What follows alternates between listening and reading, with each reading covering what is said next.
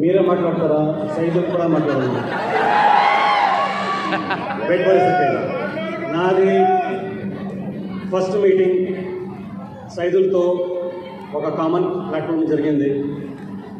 సైదులు, నేను, సత్యం మనం ముగ్గురు ఫార్మా ఇండస్ట్రీ బ్యాక్గ్రౌండ్ నుండి వచ్చినాము.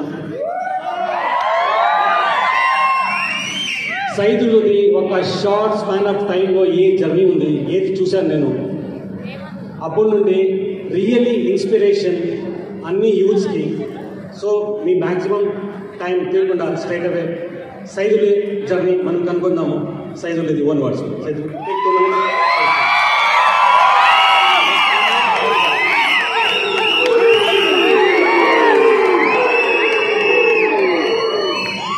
ప్లీజ్.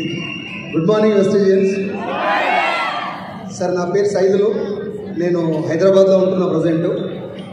మా ఊరు వచ్చేసి రంగారెడ్డి జిల్లా మంచాల్ మండల్ ఆరుట్ల.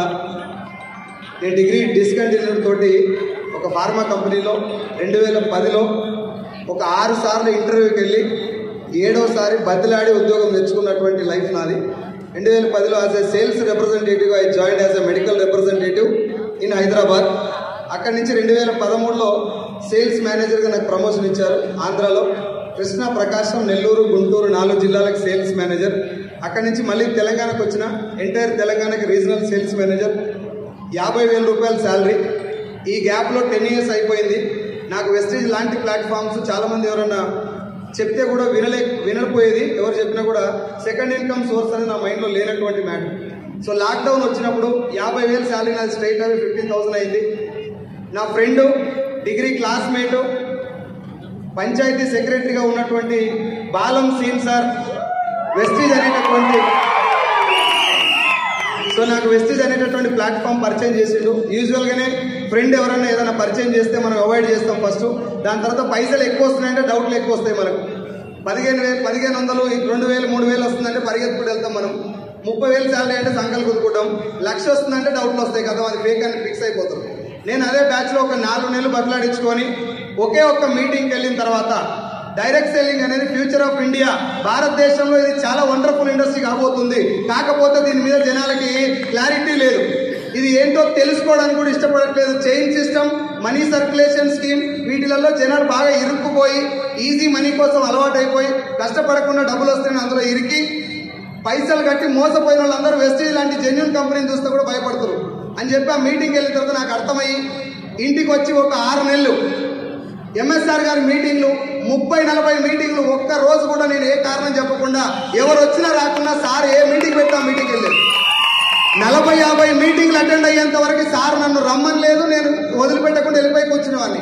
ముందు కూర్చుంటాను ఫోన్ ఆఫ్ చేసి. ముందు కూర్చోవడం వల్ల బిజినెస్ బాగుంది అని నాకు ముందే అర్థమైంది. కానీ నా దగ్గర కొన్ని లోపాలు ఉన్నాయి. ఈ బిజినెస్ ఎంత బాగున్నా, దీంట్లో ఎంత డబ్బు ఉన్నా, ఎంత నిజాయితీ ఉన్నా, మన దగ్గర కొన్ని విలువలు ఉండాలి, కొన్ని క్యారెక్టరైజెస్టిక్స్ ఉండాలి.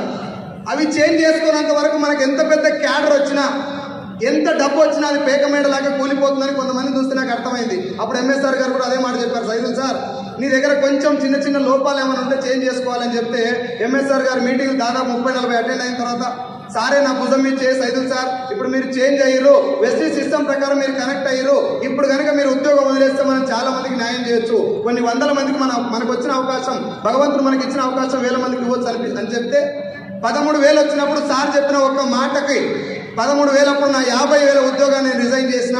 తెలంగాణ సేల్స్ మేనేజర్ జాబ్ను నేను రిజైన్ చేసినప్పుడు ఆంధ్ర తెలంగాణ నుంచి జూమ్ మీటింగ్ ఒకటి పెడితే అందులో నేను చెప్పిన జాబ్ రిజైన్ చేస్తున్నా. కొంతమంది వెస్టీజియన్సే నాకు ఫోన్ చేశారు, తమ్ముడు నువ్వు ఇప్పుడే నీకేదో చాక్లెట్ దొరికిందని ఉరుకులాడుతున్నావు, నేను జాయిన్ అయ్యి 4 ఏళ్ళు అవుతుంది, వెస్టీజ్లో డబ్బులు రావు, జాబ్ రిజైన్ చేయకన్నాడు ఆయన.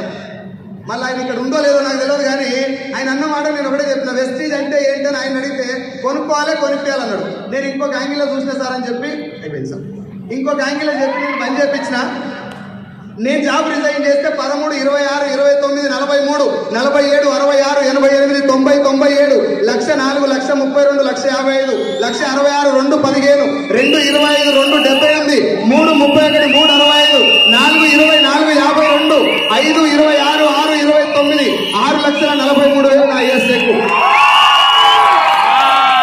అయితే ఫైనల్ గా సార్ అడిగింది కాబట్టి నేను వెళ్ళిపోతున్నా. ఒక్కటే నిమిషం నా మాట ఏంటంటే, మీరెవరికి కూడా జనాన్ని జాయిన్ చేయడానికి చేయొద్దు దయచేసి. ఎందుకంటే అందరూ జాయిన్ అవ్వడానికి రెడీగా ఉన్నారు. ప్రాబ్లం ఏంటిదంటే దీని మీద డౌట్ ఉన్నాయి. సార్ మీరే చెప్పండి అందరు, ఇక్కడ వెస్టీజ్ అంటే ఏందో తెలియక రావట్లేదా, పైసలు అవసరం లేక రావట్లేదా?